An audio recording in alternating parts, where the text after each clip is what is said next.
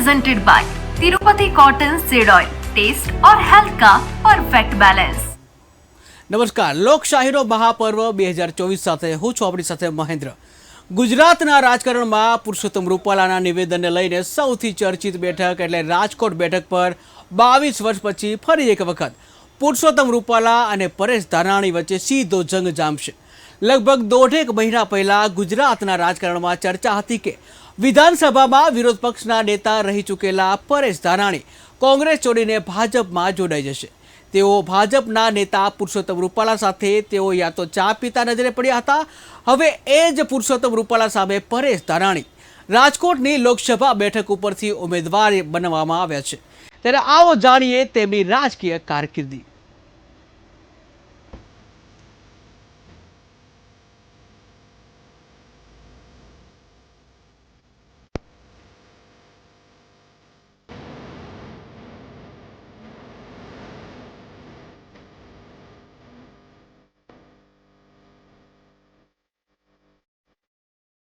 બાવીસ વર્ષ પછી ફરી એક વખત જંગ જામશે. રૂપાલા અને ધાનાણી વચ્ચે સીધો જંગ જામશે. કોંગ્રેસે રાજકોટથી ધાનાણીને ઉમેદવાર જાહેર કર્યા. ભાજપે રાજકોટથી પુરુષોત્તમ રૂપાલાને ઉમેદવાર જાહેર કર્યા. ધાનાણીએ જાયન્ટ કિલર તરીકે પ્રસ્થાપિત થયા હતા. અગાઉ ધાનાણીએ લોકસભા ચૂંટણી લડવાનો ઇનકાર કરી દીધો હતો. જોકે ક્ષત્રિય સમાજ વિશે રૂપાલાની ટિપ્પણી બાદ થયેલો વિવાદ થોભી નથી રહ્યો. તે કોંગ્રેસમાં રાજકોટથી ધાનાણીને ઉમેદવાર જાહેર કરી દીધા છે. વર્ષ 2002માં માત્ર 26 વર્ષની ઉંમરે ધાનાણીએ ભાજપના દિગ્ગજ નેતા રૂપાલાને પરાજય આપ્યો હતો અને ગુજરાતના રાજકારણમાં જાયન્ટ કિલર તરીકે પ્રસ્થાપિત થયા હતા. પછીનો 2 દાયકા દરમિયાન ધાનાણી ભાજપના વધુ 2 દિગ્ગજને પરાજય આપવાના હતા અને 2 વખત તેમણે પર પરાજયનો સ્વાદ ચાખવાનો હતો. ગોધરાકાંડ પછી ફાટી નીકળેલા હુલ્લડોના ઓછાયાની વચ્ચે કોંગ્રેસે સૌરાષ્ટ્રના અમરેલી જિલ્લાની અમરેલી બેઠક ઉપરથી પરેશ ધાનાણીને ઉતાર્યા. તેમની સામે રૂપાલા ખૂબ જ અનુભવી નેતા હતા. રૂપાલા 1990, 1995, 1998ની વિધાનસભા ચૂંટણીમાં અમરેલી બેઠક ઉપરથી ચૂંટાઈ આવ્યા હતા. તેઓ કેશુભાઈ પટેલના નેતૃત્વમાં બનેલી ભાજપની પ્રથમ સરકારમાં નર્મદા અને જળ સંસાધન મંત્રી બન્યા. હજુરિયા કાંડ પછી ફરીથી તેઓ એ જ મંત્રાલયના પ્રધાન બન્યા. હાઈસ્કૂલના પ્રિન્સિપાલ અને અમરેલીના ચીફ ઓફિસર તરીકે કેરિયરની શરૂઆત કરનારા રૂપાલા ભાજપના સંગઠનમાં સક્રિય હતા.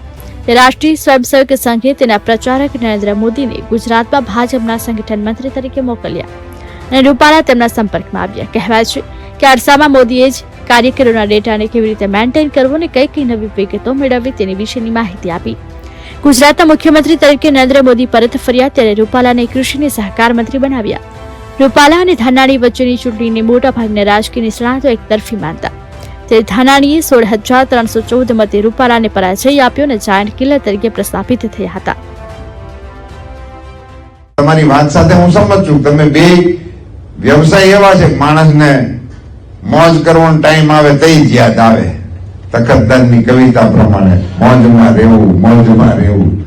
પણ એને લખ્યું હતું આધ્યાત્મિકતા માટે. અગમ અગોચર અલગ ધણીની ખોજમાં રહેવું રે, મોજમાં રહેવું. પણ એમાં એક શબ્દ બહુ સરસ છે, રામ કૃપા એને રોજ દિવાળી. રામ કૃપા એને રોજ દિવાળી અને રંગના ટાણા રે, કામ કરશે એની કોઠીએ કોઈ દી ખૂટશે નહીં દાણા રે, મોજમાં રહેવું. તમારે તો કામ કરવાનું જ છે. દાણા ખૂટવાનો પ્રશ્ન તમને લાગુ નથી પડતો એમ તખતદાન કહી દે. આ ચૂંટણી રસપ્રદ હતી. રૂપાલા સામે કોંગ્રેસમાંથી નવા સવાન યુવા પરેશ ધાનાણી ઉભા હતા. ધાનાણીની ઉંમર માત્ર 26 વર્ષની હતી. એ ચૂંટણીમાં રૂપાલાની હાર થઈ તે વખતે ગુજરાતમાં મોદી યુગનો આરંભ થયો હતો. પરંતુ અમરેલી વિધાનસભાની બેઠક પરથી રૂપાલાની હાર થઈ. હારનું કારણ જણાવતા ભાજપના નેતા દિલીપ સંઘાણીએ કહ્યું હતું કે તેઓ ભાજપમાં આંતરિક જૂથબંધી હતી તેના કારણે હાર્યા. જ્યારે ધાનાણી ચૂંટણી જીત્યા અને તેમનું વિજય સરઘસ નીકળ્યું ત્યારે પણ તેઓ દૂધની બોટલ લઈને નીકળ્યા અને રસ્તા પર દૂધ ઢોળવામાં આવ્યું. જોકે ચૂંટણી પછી એવું આકલન થયું કે પાટીદારોમાં કેશુબાપા તરીકે ઓળખાતા પૂર્વ મુખ્યમંત્રી કેશુભાઈ પટેલને હટાવી નરેન્દ્ર મોદીને મુખ્યમંત્રી બનાવવામાં આવ્યા. એટલે પાટીદારોમાં ભાજપ વિરોધી અંડર કરંટ હતો, જેની અસર સમાજની બહુમતી ધરાવતી અમરેલીની બેઠક ઉપર જોવા મળી. કોમી ધ્રુવીકરણના માહોલમાં યોજાયેલી ચૂંટણીમાં ભાજપે 182 માંથી 127 બેઠક જીતી લગભગ 2/3 બહુમતી મેળવી, પરંતુ મોદીના મંત્રીમંડળમાં રૂપાલા ન હતા. राम राम, भारत माता की। भारतीय जनता पार्टी राजकोट लोकसभाना उम्मीदवार तरीके उम्मीदवारी पत्र भरवा जवाना कार्यक्रमમાં આશીર્વાદ આપવા માટે પધારેલા આપ સૌ અને મંચ પર બિરાજમાન સૌ મહાનુભાવો, હું કંઈ પણ વાતની શરૂઆત કરું એની પહેલા જાગન્નાથ દાદાના મંદિરથી લઈ અને આ ચોક સુધી 1 ઇંચની પણ જગ્યા ખાલી રહેવા ન દેનારા મારા કાર્યકર્તાઓને, રાજકોટના નાગરિકોને, પાર્ટીના શુભેચ્છકોને મારી સલામ છે. ધન્યવાદ. મંચ પર બિરાજમાન ગુજરાત પ્રદેશ ભાજપના અમારા સૌથી વરિષ્ઠ નેતા, મેં વજુભાઈ સાહેબને પૂછ્યું કે આપનાથી મોટી ઉંમરમાં હોય અને અત્યારે આપણી સાથે કોઈ સક્રિય હોય એવા આગેવાનનું નામ હોય તો મને જણાવો. ત્યારે વજુભાઈએ કહ્યું કે અત્યારે તો મારી હારેતના કોઈ નથી, એક આપણા કાકા સુરેન્દ્ર કાકા અમદાવાદ, એમ કહે છે કે આપણે બે હેવડા તેવડા છી. આપણા સૌથી વરિષ્ઠ નેતા આ ઉમેદવારી પત્રના આશીર્વાદ આપવાના કાર્યક્રમમાં મંચ શોભાવી રહ્યા છે, એમને હું સાદર વંદન કરું છું. રાજકોટના પનોતા પુત્ર અને પૂર્વ મુખ્યમંત્રી ભાઈ શ્રી વિજયભાઈ, પ્રદેશના માનનીય ઉપાધ્યક્ષ ભાઈ શ્રી ભરતભાઈ બોગરા, પ્રદેશના બીજા આપણા ઉપાધ્યક્ષ ભાઈ શ્રી મહેન્દ્રસિંહજી સરવૈયા, ગુજરાત સરકારના 2 વરિષ્ઠ કેબિનેટ મંત્રીશ્રીઓ મારા મત વિસ્તારના મારા ધારાસભ્યશ્રી તરીકે છે, એ મારા માટે ગૌરવનો વિષય છે. ભાઈ શ્રી કુંવરજીભાઈ બાવળિયા, બેન ભાનુબેન બાબરિયા, લોકસભાના આપણા સભ્ય ભાઈ શ્રી મોહનભાઈ કુંડારિયા, રાજ્યસભાના મારા સાથીદાર કેસરીસિંહજી, રાજ્યસભાના મારા બીજા સાથીદાર ભાઈ શ્રી રામભાઈ મોકરિયા, ધારાસભ્યશ્રીઓની એક મોટી ફોજ આજે અહીંયા આ મંચ ઉપર મંચની શોભા વધારી રહી છે. આ વિસ્તાર જેનો છે એવા બેન શ્રી દર્શિતાબેન શાહ, ભાઈ શ્રી ઉદયભાઈ કાનગડ, રમેશભાઈ ટીલાળા, દુર્લભજીભાઈ દેથળિયા, કાંતિભાઈ અમૃતિયા, જીતુભાઈ સોમાણી, મંચ પર બિરાજમાન અન્ય ધારાસભ્યશ્રીઓ આદરણીય કંચનબેન રાદડિયા, મહેન્દ્રભાઈ પાડલિયા, મહેશભાઈ કસવાલા, શ્રી જયેશભાઈ રાદડિયા, હીરાભાઈ સોલંકી, જનકભાઈ તળાવિયા, અન્ય સૌ માનનીય અગ્રગણ્યો, આપણા ચૂંટાયેલા જિલ્લા પંચાયતના માનનીય અધ્યક્ષા અને રાજકોટના લાડીલા મેયર, બંને અમારી માતાઓ અહીંયા મંચ ઉપર અમને આશીર્વાદ આપવા માટે ઉપસ્થિત છે. આ મંચને આશીર્વાદ આપવા માટે પધારેલા અમારા ક્ષત્રિય સમાજના અગ્રણીઓ આદરણીય કેશરીદેવસિંહજી, શ્રી જયરાજસિંહ જાડેજા, શ્રી મહેન્દ્રસિંહ સરવૈયા, આદરણીય સત્યકુમાર સિંહજી ખાચર સાહેબ, આપણા જસદણ સ્ટેટ, નરેન્દ્રસિંહજી જાડેજા રાલો સંઘવાળા, મારા મિત્ર ભાઈ શ્રી ગોગુભા જાડેજા, નરેન્દ્રસિંહ જાડેજા ડેપ્યુટી મેયર શ્રી, નરેન્દ્રસિંહ જાડેજા મહામંત્રી શ્રી, વિરેન્દ્રસિંહ ઝાલા મહામંત્રી શ્રી, ગોંડલથી પધારેલા ચેરમેન રાજભા જાડેજા, અન્ય મહાનુભાવો જે આજે આપણા કાર્યક્રમની આયોજનમાં અને આપણી આ સમર્થનની પળે આપણી સાથે જોડાણા છે. મારા પૂર્વ પ્રમુખ આદરણીય ફળદુ સાહેબ, ભાઈ શ્રી ધવલભાઈ દવે, પ્રકાશભાઈ સોની, મેં એને વર્ષો સુધી મહાજનનો દરજ્જો આપેલો, સુરેશભાઈ ગોધાણી, હસમુખભાઈ હિંડોચા, અમીબેન પરીખ, મયુરભાઈ હિરપરા, નરેશભાઈ કેલા, અલ્પેશભાઈ ઢોલરિયા અને મુકેશભાઈ જાની આપણા નગરના, અને મુકેશભાઈ દોશી અને અલ્પેશભાઈ ઢોલરિયા, એ બધા આપણા પાર્ટીના બંને પ્રમુખશ્રીઓ, અને મોરબીના આપણા પ્રમુખશ્રી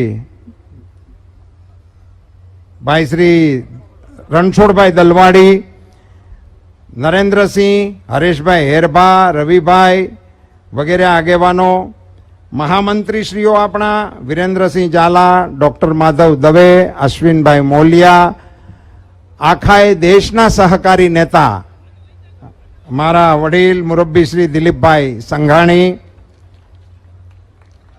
મિત્રો, આ સભામાં વડીલ વાળું તો ચાલુ જ રાખવાનું છે. અમારે ત્યાં અમરેલીમાં દિલીપભાઈને યુવાન અગ્રણી કે, મને મુરબ્બી કે. અહીં તો રાજકોટમાં મારે શોકોટ કરવી પડે. મિત્રો, આપણી આ સભામાં આપણા કાર્યક્રમને અને પાર્ટીને સમર્થન આપવા માટે ખૂબ મોટા ઉદ્યોગપતિઓ સુરત, અમદાવાદથી પધાર્યા છે. મને આનંદ છે કે અમારા કિરણ જેમ્સના વીએસ લાખાણી આ મંચ ઉપર ઉપસ્થિત છે. લવજીભાઈ બાદશાહ, નાગજીભાઈ સાકરિયા, સીપી વાનાણી, હરેશભાઈ પરવાડિયા, અનિલભાઈ બગદાણા, બાબુભાઈ જીરા, વિશ્વ ઉમૈયા ફાઉન્ડેશનથી શ્રી બાબુભાઈ, શ્રી ડીએન ગોલ, સાકલચંદસિંહ પટેલ, રૂપિયો સમાજ છે અને ત્યાં એક પાવલી સમાજ છે, બેય સમાજ આવ્યા છે, એટલે હવા રૂપિયો. શ્રી દકુભાઈ કસવાલા, જયેશભાઈ પટેલ, સંજયભાઈ પટેલ, જયંતિભાઈ પટેલ, કેતનભાઈ પટેલ, આપણા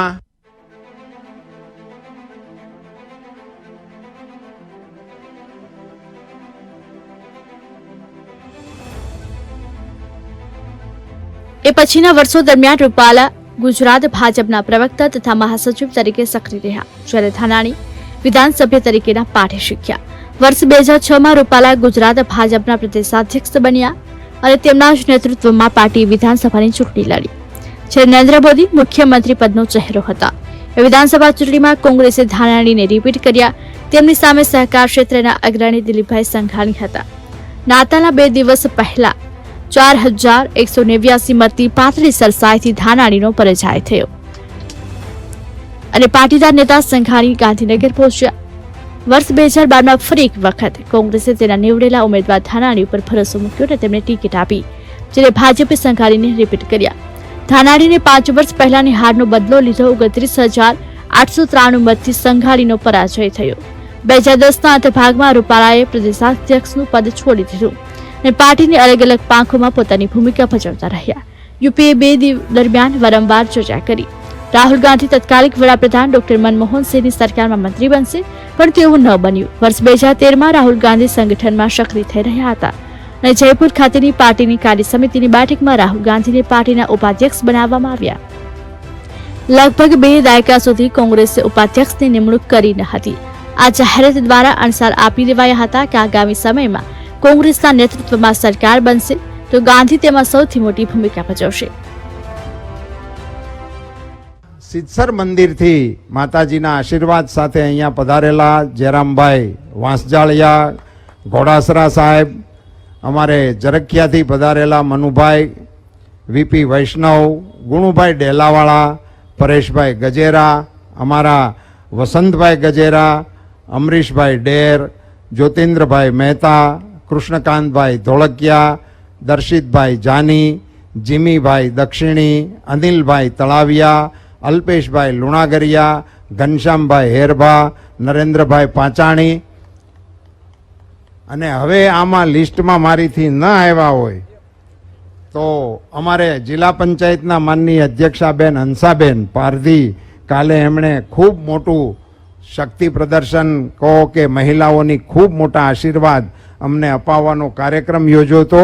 અને આ એક જ બેન એવા છે, બેન થોડાક ઊભા થાવ,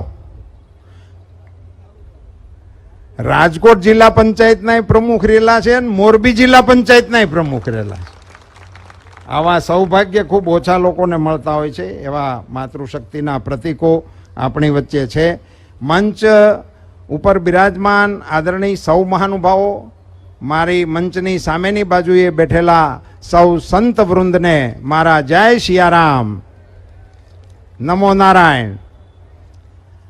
આપ સૌ વાલા ભાઈઓ અને બહેનો, પત્રકાર મિત્રો, આપ સૌ રાજકોટના લોકસભાના કાર્યકર્તા ભાઈઓ, મતદાર ભાઈ બહેનો,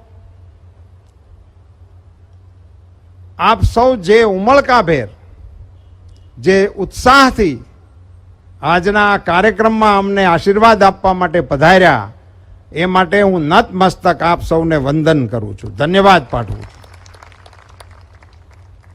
સાથીઓ, અહીંથી વિજયભાઈએ વાત મૂકી દીધી છે.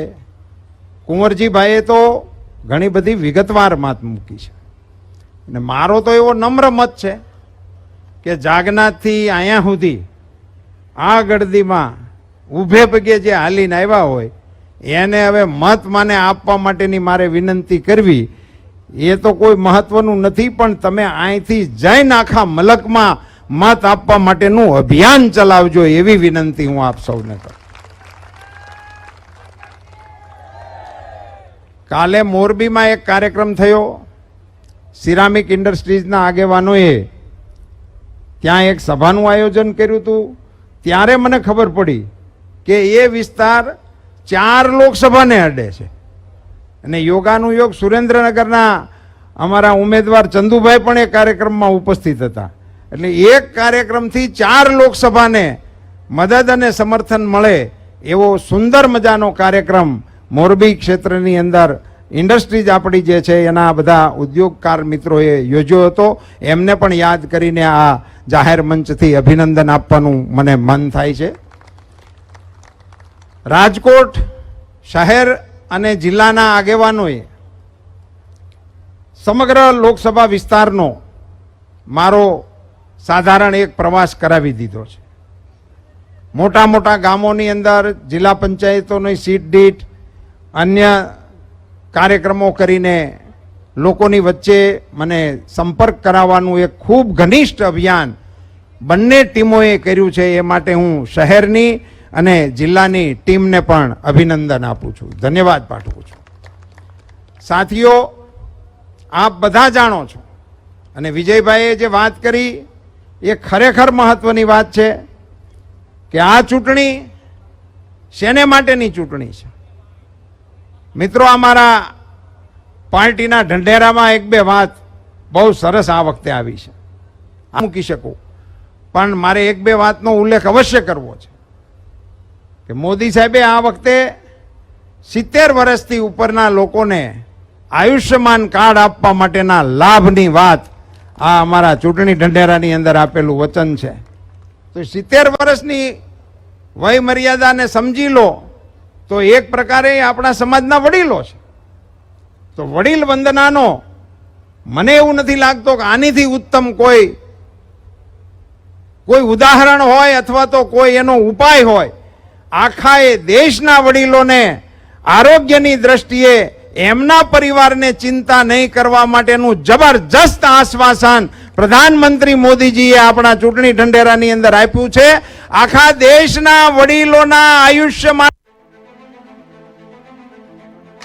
રાહુલ ગાંધી સાથે રહી શકે અને તેમના વિચાર યોજનાને ધરાતલ ઉપર લાગુ કરી શકે તે માટે દરેક રાજ્યોમાંથી સંગઠન અને ચૂંટણીલક્ષી રાજકારણમાં યુવા નેતાની યાદી બનાવવામાં આવી. પછી ચુનંદા લોકો ટીમ રાહુલમાં સામેલ થયા. ધાનાણી પણ તેમાંથી એક હતા. કેન્દ્રમાં નરેન્દ્ર મોદીના નેતૃત્વમાં પહેલી વખત ભાજપની સરકાર બની. તેના થોડા સમય પહેલા જ રૂપાલાનો રાજ્યસભાનો કાર્યકાળ પૂર્ણ થયો, પરંતુ તેમને રિપીટ કરવામાં નહોતા આવ્યા. તેઓ પાર્ટીમાં અલગ અલગ ભૂમિકા ભજવતા રહ્યા. આરસામાં ગુજરાતમાં પાટીદારોનું અનામત માટેનું આંદોલન ઊભું થયું. રૂપાલાએ મક્કમતાપૂર્વક પાર્ટીનો પક્ષ સમાજ સમક્ષ રજૂ કર્યો.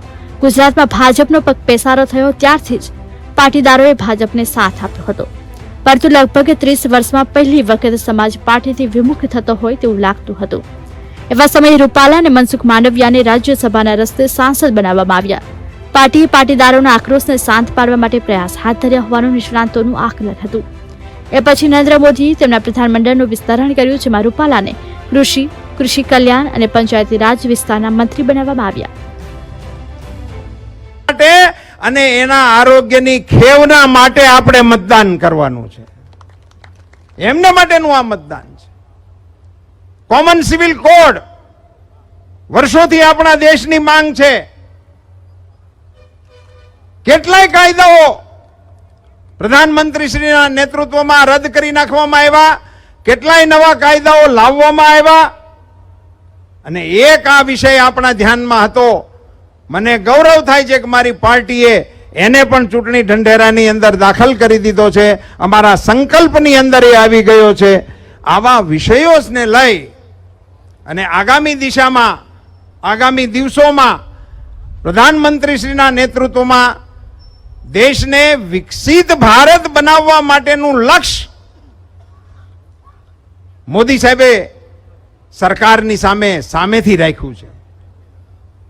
તમને બધાને મારે જણાવવું જોઈએ કે આ ચૂંટણીની સિઝન હોય ત્યારે સામાન્ય રીતે દિલ્હીની અંદર વહીવટ ઠપ હોય, સાધારણ રીતે, કારણ કે ત્યાં સરકાર બધી ચૂંટણીની અંદર વ્યસ્ત હોય, સંસદ સભ્યો પણ મેદાનમાં હોય, મંત્રીશ્રીઓ પણ મેદાનમાં હોય, એટલે મોટે ભાગે ત્યાં આરામનું માહોલ હાલતું હતું. આ પહેલી વખત આઝાદી પછી મોદી સાહેબે સરકારના વિભાગના વરિષ્ઠ સચિવશ્રીઓને, તમામ વિભાગના, આગામી જૂન પછી ભારતમાં ભાજપની સરકાર બનવાની છે. ઈ સરકારે પહેલા 100 દિવસમાં શું કામ કરવાના છે એનું પ્લાનિંગ અત્યારે આખું સચિવાલય ભારત સરકારનું કામે લાગેલું છે.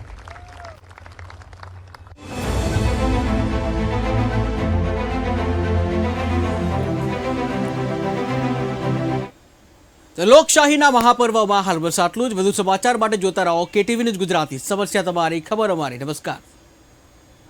Tirupati cotton seed oil, taste और हेल्थ का परफेक्ट बैलेंस. तिरुपति